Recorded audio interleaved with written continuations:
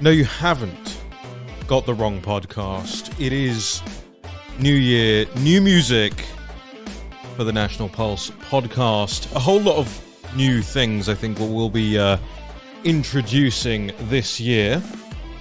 Might even make some changes to this intro as well. But welcome. Happy New Year. I know it's way too late to be saying Happy New Year. It's way too late to be doing the first podcast of the new year, but I assure you we have been busy over here. I've been changing a lot of things around, and the room I'm sitting in right now is not really even fit to be doing this show out of. But welcome to a new episode of The National Pulse. I'm Raheem Kassam, Editor-in-Chief of thenationalpulse.com. And speaking of the website, we've got a lot of developments going on there as well, growing the audience. That will be off the back of last year, where we, just nearly touching 100 million page views to the site. I can't thank you guys enough for sharing our stories out there as much as you do. I really appreciate it, whether it's on traditional social media platforms or our new favorites like Getter.com. I'm very grateful for it. I also am up to my neck in documents at the moment, documentation on stories that we're working on. So keep your eye out for some of our unique investigative reporting. As it's an election year, obviously it's going to be a little bit more fraught, a little bit perhaps... Maybe we'll make some enemies along the way. How about that? Ron McDaniel. Sorry, I got a real nasty cough going on there. So welcome to this show, and I'm doing this now on the back of having spoken to a number of people across different camps about what is actually going on between Donald Trump and Ron DeSantis. Now, I don't know if you saw this, probably you did, about a week or so ago. Trump appeared to take a swipe at DeSantis in a One America News interview. I'm just trying to load that up on my laptop now so I can play it for those of you who haven't yet heard it. You'd think I'd prep in advance and have all this stuff ready. Oh no. I just walk into the makeshift studio here. Let's get going. And so I'm trying to figure out, or I have been trying to figure out, whether or not this animosity is real. Because as soon as somebody like Jonathan Swan over at Axios starts writing about it, my alarm bells start to ring. And I think, maybe this is just what they want, rather than what is actually going on. Let's let me see if this clip will play. Let's try and play this clip of Trump on One American News last week. It's something out there. But after now so many months of the vaccine being administered and these side effects and Americans' questions of it, do you reconsider your push for it, or what's your view now on the vaccine in general? Well, I've taken it.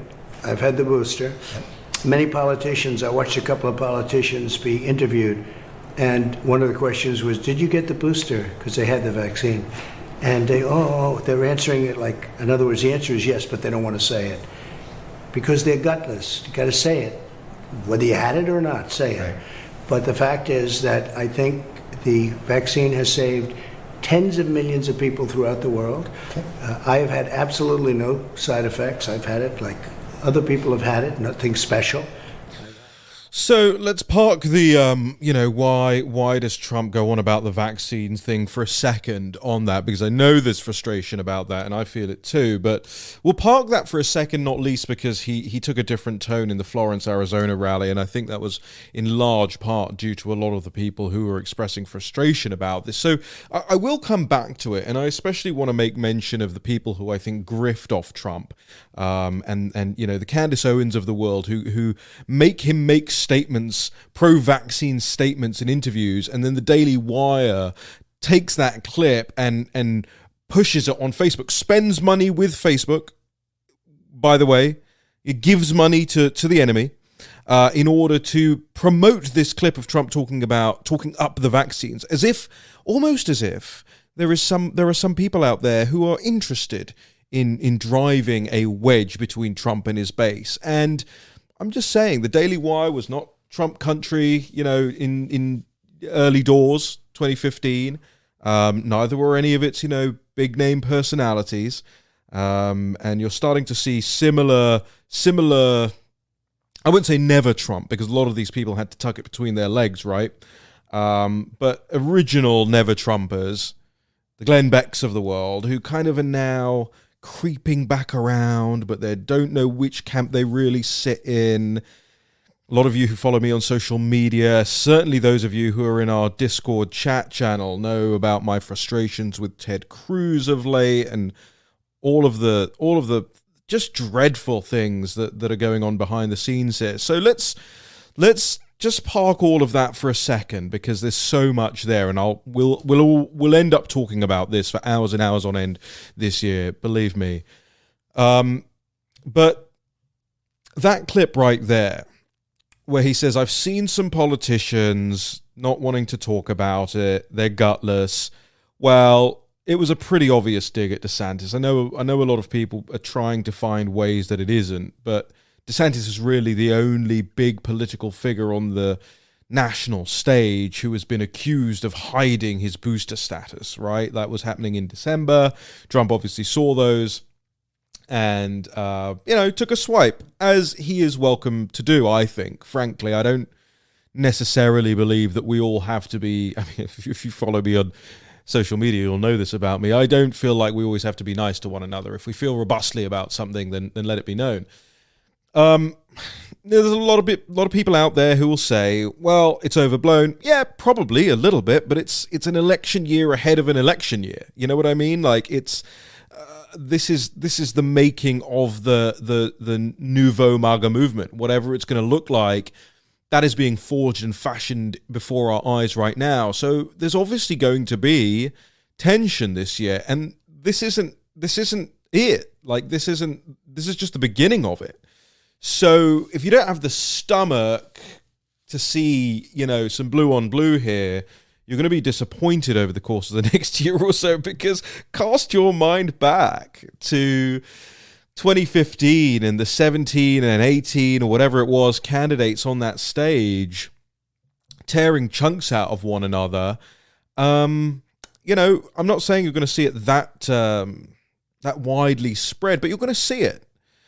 And this is one of the flashpoints, the early flashpoints of it. Now, before doing this show with you guys today, I decided to do some research of my own into whether or not this is real. And it is. It is, at least from Trump's side, is what I'm told. So I talked to a number of people this morning in Trump MAGA world, and yeah, it's a thing. The way I'm explained, what is really going on here is, and by the way, to DeSantis's credit, he said about all of this that this is a media game and don't take the bait. That's why I say it's one of the reasons why I say it's mainly from Trump's end. I'm told very reliably that President Trump is upset about two things with DeSantis. Number one, and I haven't just spoken to one source about this, by the way. I maybe 4 or 5 in the last 16 hours. Number one is that Trump apparently feels upset that Ron DeSantis has never really gone out of his way to thank him for Ron DeSantis' success. And not unfair thing to say, really. I mean, I don't think DeSantis would have won that gubernatorial election without Trump's involvement. And so I think, there's a fair element there. If Trump genuinely believes that there hasn't been enough gratitude or even reciprocity then all right, maybe you feel a little aggrieved. I don't know if you feel so aggrieved that you end up calling somebody gutless on a friendly news channel about it. But it's Donald Trump. It's not like we haven't known him to throw the baby out with the bathwater before. And personal grievances are obviously extremely meaningful to him. What did he call Steve Bannon? Sloppy Steve, and then couple of years later is pardoning him and singing his praises again. So that's the way he is, and that's the rough and tumble of the business world and climate he's been in all of his life. I get it. I'm pretty much like that too. I am known for being wantonly aggressive and offensive, and then the next moment, wanting a hug or whatever. And I can see it. I can understand it. If he feels that way, he should just kind of address it privately. But again, probably doesn't want to be seen as wanting the thanks, even though that's now going to be common knowledge down the feathers, as we say. The second part of it is this apparent refusal by DeSantis to totally rule himself out of a presidential run. It might be this time, might be next time, whatever it is. And again, understandable that Trump might be, unbeknownst chagrin might be occurring here. But at the same time, I actually do have a lot of sympathy to DeSantis in this regard.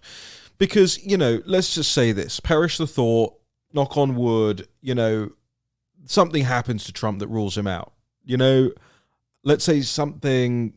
Maybe there's a health thing. Maybe he just doesn't want to. I don't know, right? But let's just say he doesn't want to. Well, why, if you're DeSantis and you are probably the next most popular candidate down for that position, besides Trump himself, why would you want to give your opposition the ammunition of saying that you don't want it right now?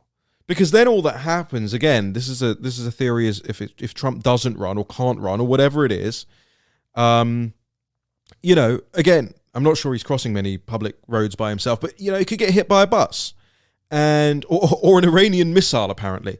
But why would you, if you're DeSantis, want statements on the record out there that allows Democrats and allows the media to try and tell the public that you didn't want to do this in the first instance, and that you're maybe now only just doing it because the pathway is a little easier? That doesn't make sense. There are no real upsides to DeSantis fundamentally, concretely declaring himself out of wanting to be president of the United States, and I don't think there's any reason that he should. Jesse Kelly, I think I saw before I hit the play button on the wonderful new music here, seems to be in agreement with me over this as well. I'm just going to try and find some of his tweets about this earlier on. And of course, people are going to say, oh, you guys are just sowing division. Why can't we all just be together and get along and all that stuff? Nobody's trying to sow division, but division is sometimes just completely unavoidable. You can't pretend like there isn't going to be some level of competition here between these men. And why shouldn't there be, right? This is the thing I think people... And we'll talk about the Arizona rally in just a second. Let me make a mental note of that, because I do want to get into that. But Jesse Kelly, earlier today, he says this, quote, "A lot of people are going to hate where this is going. People have these dreams of a Trump-DeSantis team. Never going to happen. Trump expects a coronation, will not share a spotlight. Neither will DeSantis. They're on an inevitable collision course. Might as well get it over with." Yeah, I don't know about collision course. I don't know if colliding is the right analogy, but they're definitely not on the same track. I also don't necessarily agree that there can't be a Trump-DeSantis team, but it would take a gargantuan lift by both sides, and it would also take a compromise by both sides that isn't really in the character of either men. Now, we all know about Donald Trump's character flaws, so I don't really need to talk about those. They're sort of irrelevant, and you buy them with all the good, right? You accept them. DeSantis also, I'm told, has flaws in a similar fashion.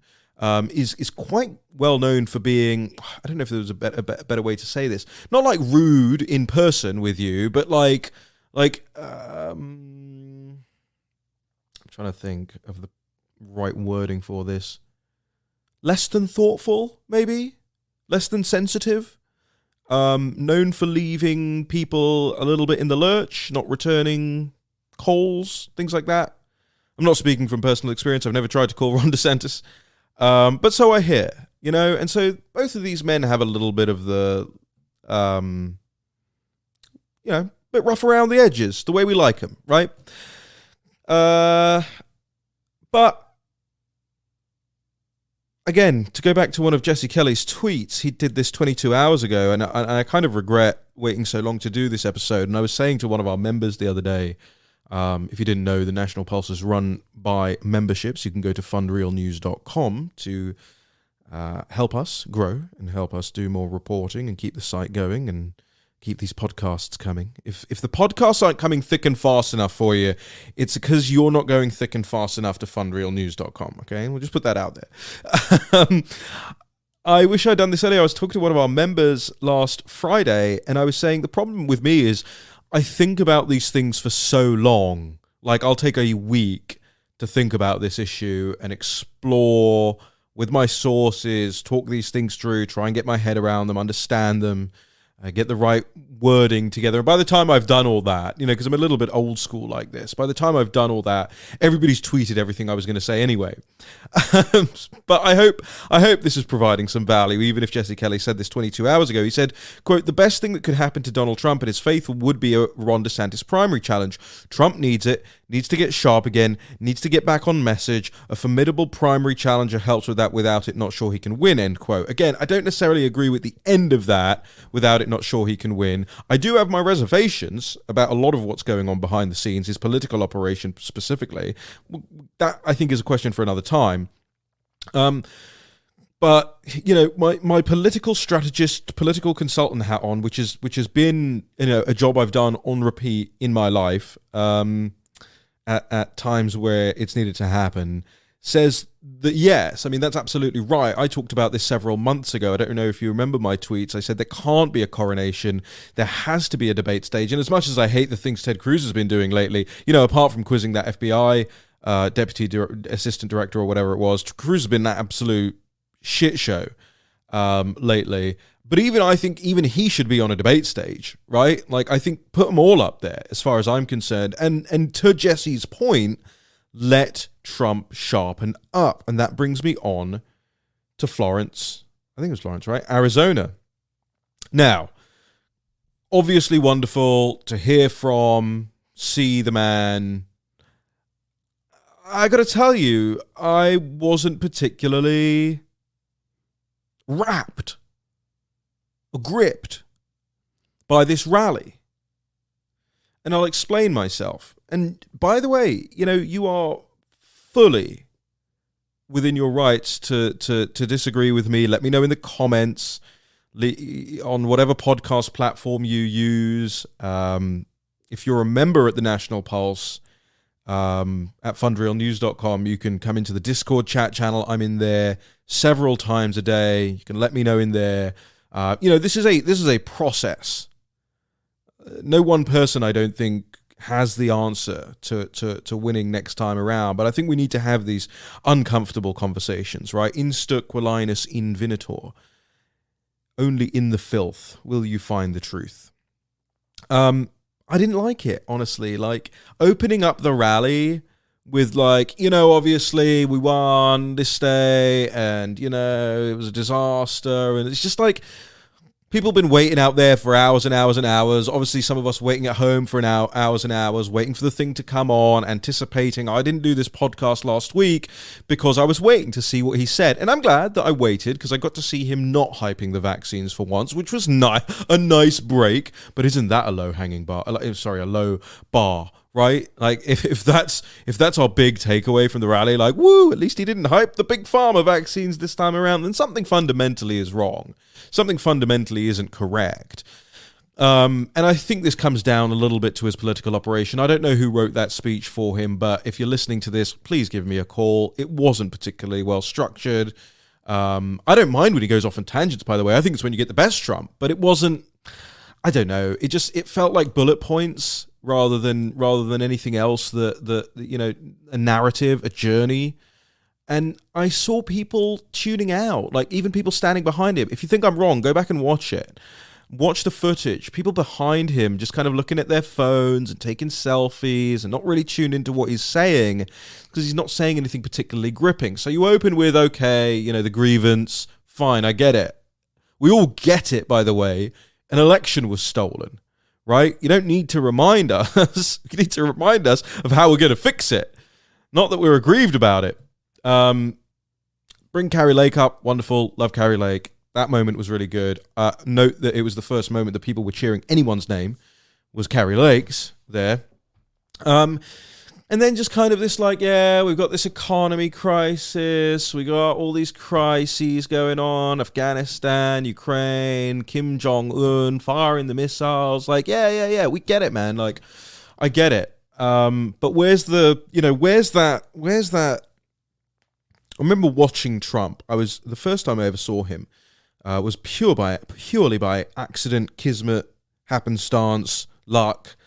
Was in Vegas for Freedom Fest, and he was speaking to an almost predominantly libertarian audience. And I thought to myself, there's no way this man can walk in not a libertarian, very much having had been a Democrat, albeit perhaps more a blue dog Democrat all of his life, and then moving into being sort of a nationalist conservative. But then one of the first major speeches at Freedom Fest, which is a room full of, half that room was high, but nothing wrong with that. And he rocked the house. But it was because it wasn't grievance oriented. There was positivity, there was optimism, there was charm, there was gregariousness, there was bravura, swagger, right? Swagger is what he had everywhere. Everywhere he went, every speech he gave. And towards the end of his presidency, the first term, the campaign itself, you started to see that wane. I remember standing in the biting cold in Pennsylvania on top of some sort of hill. One of the worst places I think you could have held a rally in the winter. I may have never been that cold in my life. I say that all the time when I'm cold, by the way. And I remember I was second row. So right next to him. I was to his right.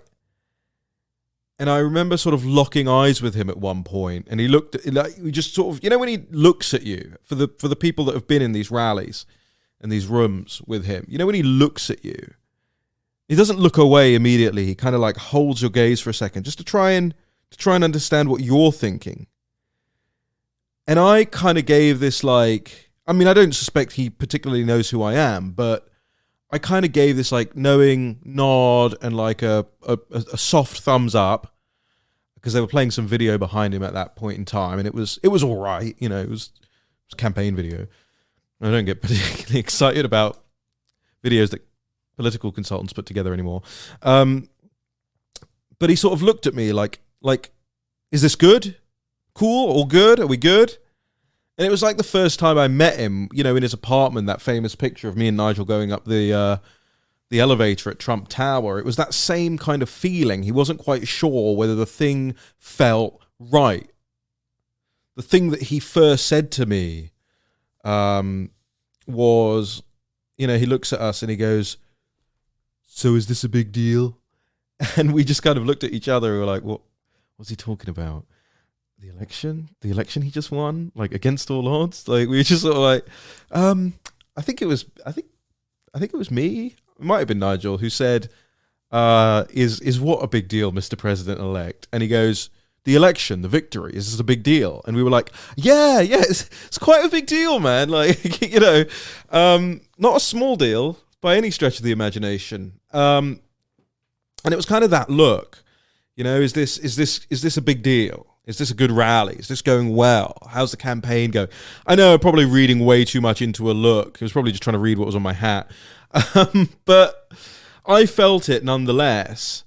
And, you know, in those moments, I felt like he was tired. And I felt like he was so over the business of government. He was so over the business of these fools around him, like the Millies and honestly the Jared Kushners and that kind of thing. But I don't know if there's a reason for him to be tired right now. And so there's something else that wasn't right there. Production note for that rally: don't shine the light so bright on your principal that he has to tuck his hat low, and that the light and the letters on the hat shine brighter than the principal's face.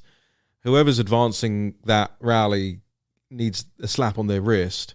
It's probably one of my friends, and I'm going to get into shit for saying this. But the people behind him as well on the risers were wearing sunglasses at night, in the evening, and tucking their hats low, and they were all looking off to the side because the lights were so bright. So they couldn't even look at the guy, so they couldn't...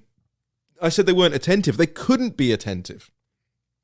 And things like that make a difference. Like if you've done enough political events and rallies and things like that, as I have in my life, I mean, we're talking about into the hundreds here, being part of production teams for events like that. Walking every single inch of a venue, looking for wires that people might trip over, looking for where the shadow lands on the principal, right? The person on the stage, looking at mics. One of the things that people used to do a lot, and I think Nigel got in trouble for this once as well. This was either before me or after me. It would have never happened on my watch. Because I look for things like this. You know those little mics, sort of look like a fingertip that's on a little straw. It's just kind of a tiny little nub, right? Well, if you put that in front of your moustache area as a man, it looks like a Hitler moustache. And photographers, especially liberal left photographers, which is all photographers, will go out of their way to get that shot and to sell that shot to the newspapers and stuff like that. And they didn't do that at this rally. I'm just saying, like, I've looked for things like this all my life, all my political life. And I, as soon as I turned that rally on, I was like, yeah, this isn't right. Like, they haven't done this properly. This isn't like the old school, big, massive rallies. Why have I been now talking about, you know, the particulars of political events for the last 7 or 8 minutes, or 4 minutes if you're listening to this on 2 times speed, which you should be, is because all of that stuff matters. You have to get all of those things correct, and you have to have the right people in place. If you don't have the right people in place who aren't concerned about getting all of those things correct, then they don't care enough about the candidate. That's just a fact. That is just a fact. And we can all go, yeah, you know, Trump did it without all the fancy pants rally stuff one time around, right? That's absolutely true. If you want to go back to the absolute, you know, bare bones campaign, fine. Like, I actually think he might thrive under those circumstances. But you can't have a halfway house, right? You can't do it on the cheap and expect it to look big and razzmatazzy. I like that word, razzmatazzy. So anywho, you see there are all sorts of things going on here. You can tell I've thought about them probably way too much. So I'll leave it at that for the time being, but those are the 2 reasons that I understand that there is this Trump animosity towards DeSantis. Number 1, doesn't feel that DeSantis has been grateful enough. I think Trump did 3 or 4 or maybe 5 rallies, events for him, fundraisers, that kind of thing. And he likes gratitude, Trump, you know, and if you're DeSantis and you know that about the guy, which you should, and at least his team should, then maybe there is something missing there. Maybe you do owe a letter. I don't know if there's been one, whatever. Maybe Trump wants 5. I don't know. But that's one of the reasons I'm given. And at length, I've heard about this at length from multiple people now. And 2 is he wants him to declare out of the race. And maybe he will. I don't know. But I don't think there's any legitimate reason that he should. I don't think there's any legitimate reason he shouldn't be on the debate stage. I know Floridians will be mad at me for saying that. Some others will be mad at me for saying that. But, well, that's that. Okay? So we're 30 minutes in, and I just want to spend a little bit of time, 5, maybe 10 minutes, talking to you about what's going on in the United Kingdom at the moment, because I think it's desperately intriguing, and I need to put a marker down. I've been putting some markers down, but I need to put a marker down in my voice where people can hear this.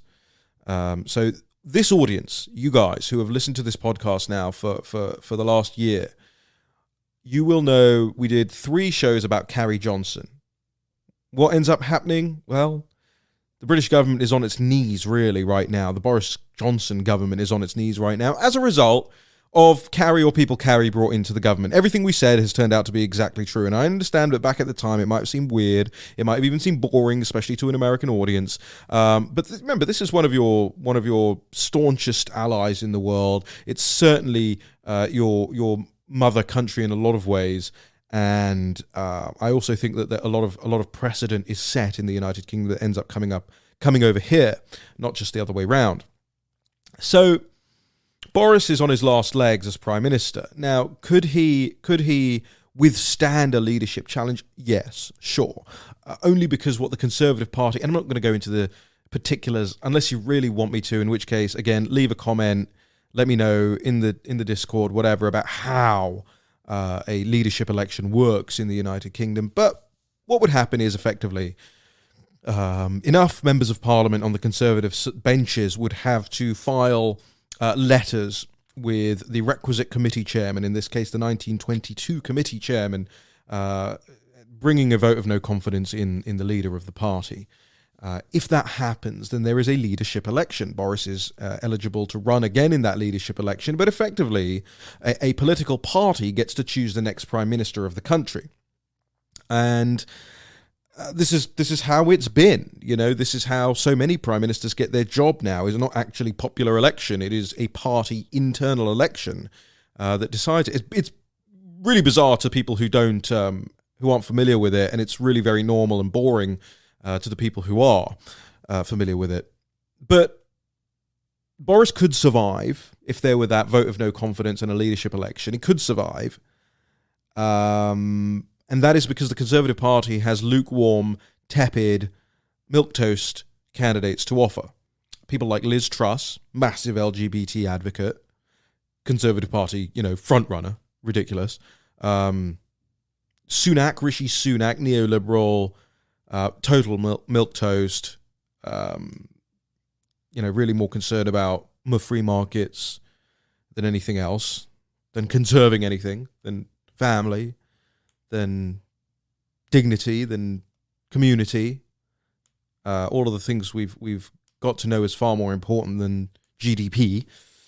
And, now you've got someone like Steve Baker, who is a libertarian neoliberal, who's marching around pretending to have the mantle of popular conservatism in the United Kingdom. And this is, effectively who the leadership election would come down to. So the Conservative Party would give themselves, not even give the nation, give themselves the choice between, their most ardent LGBT activist, Liz Truss,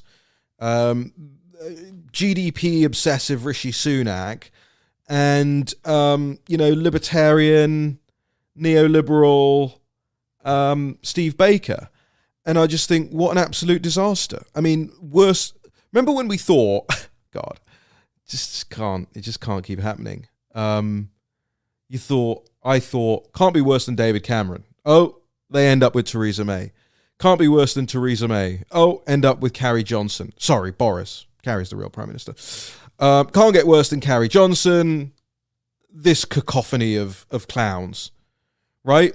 And this is the modern Conservative Party. This is the problem. I mean, this is why they've lost about 15 points in the polls in the last 2 months alone, given all of the scandal as well. But really, people are looking at them and going, what are you people? And then you look at the opposite benches over there. You look at Keir Starmer in the Labour Party. I mean,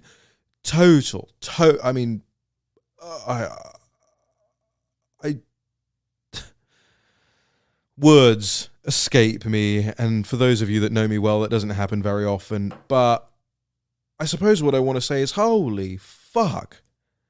Apologies if you've got children in the room. Never use language like that, kids. But for when you're talking about Britain's Conservative Party, or rather British politics as a whole.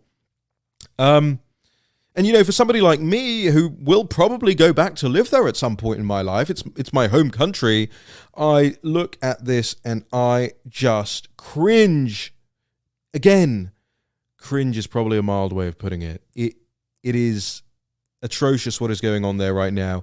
We'll get into it in you know, a more detailed way in another episode, but I just wanted to lay a marker down there because I don't want people starting, just like what happened with Boris. There's Steve Baker and these guys will start doing the media outreach. You might see some of these people on Fox News soon. You go, oh, here, this guy's going to save Britain. I actually even fear that Nigel's going to end up endorsing somebody like Steve Baker. Not for me. No, sir. Thank you very much. Need a Conservative candidate. A few come to mind. You know, the Esther McVeys of the world, perhaps the John Redwoods of the world, the Graham Bradys of the world. We haven't heard anything from them yet, but please, please, I'm so desperate for my fellow countrymen not to fall into the same trap yet again. I warned you about Boris. I'm warning you again. These people are not your friends. They are not conservatives. They do not care about your communities. They care about the GDP figures, the big corporate profits, and gay marriage. I want to thank all of our new members. If you come over to fundrealnews.com or go to thenationalpulse.com and click on the link that says exclusive membership at the top of the page. I want to thank Susan. Oh gosh, somebody's got a hard name. I don't know how to pronounce this. Zochilt? Zochi? Sorry.